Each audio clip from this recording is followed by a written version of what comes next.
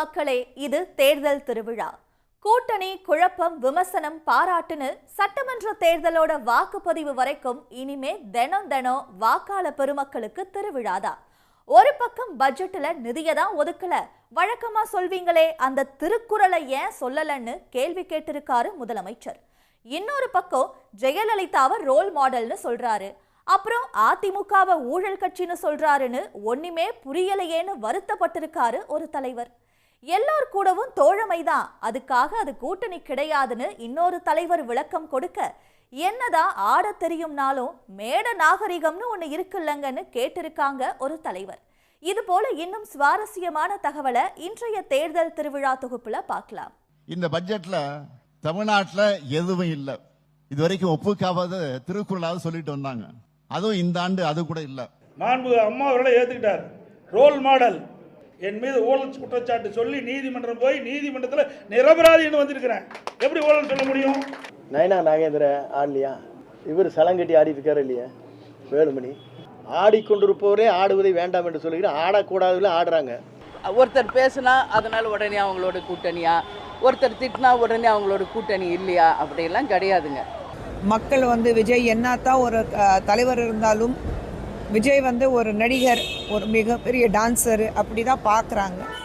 ஒன்றிய அமைச்சர் நிர்மலா சீதாராமன் தாக்கல் செஞ்ச பட்ஜெட்ல வழக்கம் போல தமிழ்நாட்டுக்கு தான் எந்த திட்டத்தையும் அறிவிக்கல. வழக்கமா சொல்ற திருக்குறளையும் ஏன் சொல்லாம விட்டீங்கன்னு கேள்வி கேட்டிருக்காரு தமிழ்நாடோட முதலமைச்சர் மு.க.ஸ்டாலின். தமிழர்கள், தமிழ்நாடு மீது அவங்களுக்கு இருக்கக்கூடிய வெறுப்பு தான் இதுக்கு காரணம்னு அவர் குற்றம் சாட்டியிருக்காரு.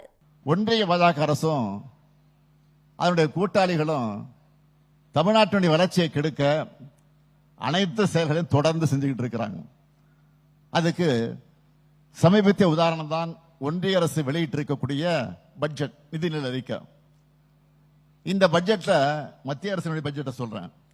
இந்த பட்ஜெட்ல தமிழ்நாட்டில் எதுவும் இல்லை. இதுவரைக்கும் ஒப்புக்காவது திருக்குறளாவது சொல்லிட்டு வந்தாங்க. அதுவும் இந்த ஆண்டு அது கூட இல்லை. பேருக்கு கூட தமிழ்நாட்டுக்கு எந்த வளர்ச்சி திட்டமும் இல்லை.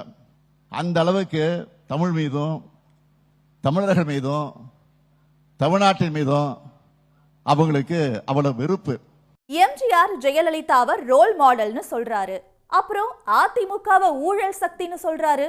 ஒண்ணுமே புரியலையேன்னு தாவேக தலைவர் விஜய சாடி இருக்காரு அதிமுக பொதுச் செயலாளர் எடப்பாடி பழனிசாமி. சார், ஊழல்னா என்னன்னு எனக்கு தெரியலையே.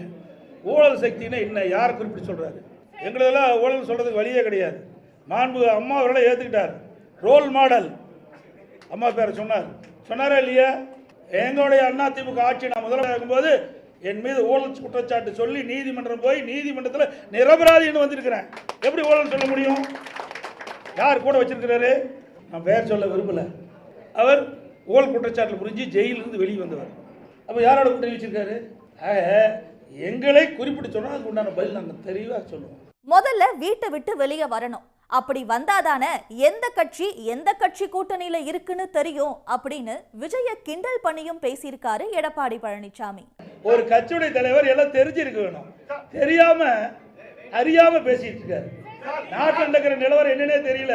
இப்படி ஒரு தடவையாவது இப்படி பிரஸ் மீட் காட்ட சொல்லுங்க, புரிஞ்சுக்கிட்டோம். நாட்டில் நீங்களை போல் இருக்கிற நிருபர்கள் கேட்கின்ற கேள்விக்கு பதில் சொன்னா தான் வெளியில் என்ன நடக்குதுன்னா அவர் புரிஞ்சுக்கிட்டோம். அவர் வெளியில் பொது வெளியில் பார்த்தா தானே தெரியும். பொது வெளியிலே வரல. 72 நாள் கழிச்சு தான் ஒரு சம்பவம் நடந்து போச்சு. அந்த சம்பவத்தோட்டி 72 நாட்கள் ஒரு கட்சி தலைவரே வெளியே வரல. நாட்டில் என்ன நடக்குதுன்னு தெரியல. எந்தெந்த கட்சியோட கூட்டணி இருக்குன்னு தெரியல. எந்த கட்சி தேர்தலில் தலைமை தாங்கன்னு தெரியல.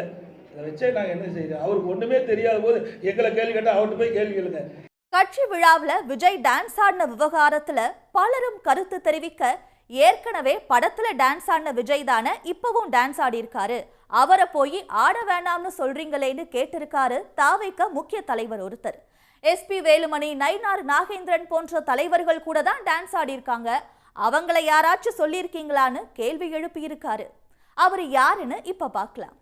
முருகன் பக்தி பாடல் பாடினாங்க. அவர் கூப்பிட்டாரு.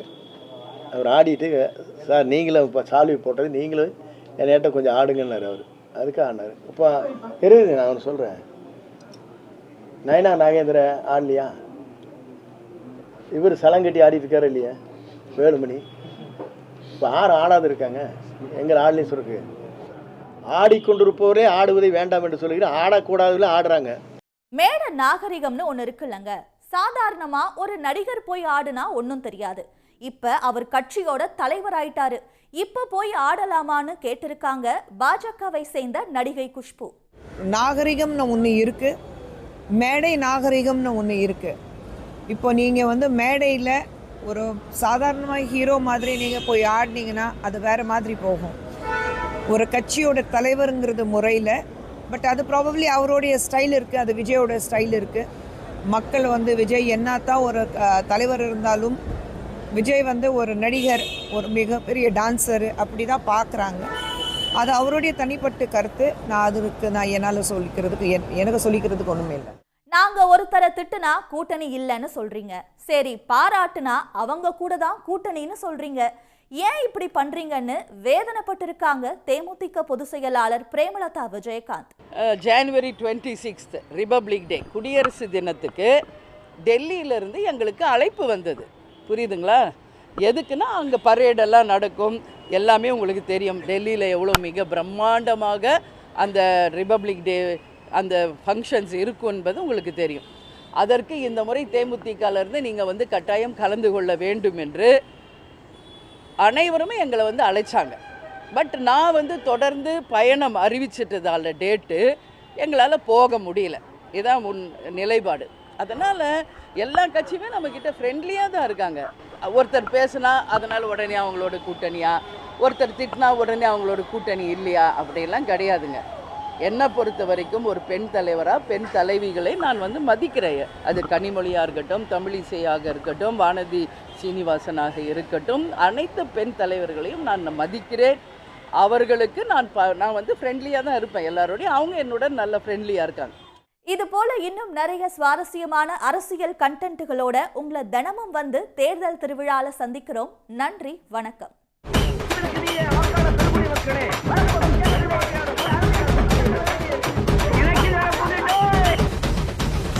உடனுக்குடன் செய்திகளை தெரிந்து கொள்ள சன் நியூஸ் பெல் ஐகானை கிளிக் பண்ணுங்க.